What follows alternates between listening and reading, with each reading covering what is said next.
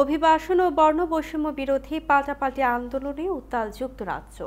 গত ২৯ জুলাই দেশটির উত্তর পশ্চিমাঞ্চলীয় শহর সাউথপোর্টে ছুরিকাঘাতে ৩ শিশুর মৃত্যুকে কেন্দ্র করে শুরু হয় বিক্ষোভ ও সহিংসতা। ছুরিকাঘাতে জড়িত আটক সন্দেহভাজনকে মুসলিম শরণার্থী হিসেবে অনলাইনে গুজব ছড়ানো হয়। এরপর থেকে যুক্তরাজ্য জুড়ে শুরু হয় আন্দোলন। এবার চলমান এই অভিবাসন বিরোধী আন্দোলনের জেরে নিজের ছুটি বাতিল করেছেন দেশটির প্রধানমন্ত্রী কিয়ার স্টারমার। বর্ণবাদী দাঙ্গার বিষয়ে আরও বেশি নজর রাখতে পরিকল্পিত ছুটি বাতিল করেছেন তিনি। এদিকে দেশটিতে চলমান দাঙ্গা হাঙ্গামাকে রুখতে বিভিন্ন পদক্ষেপ নিচ্ছে ব্রিটিশ সরকার। অন্যদিকে সহিংসতা প্রতিরোধে ছুটির দিনেও দায়িত্ব পালন করতে দেখা যায় দেশটির পুলিশ সদস্যদের।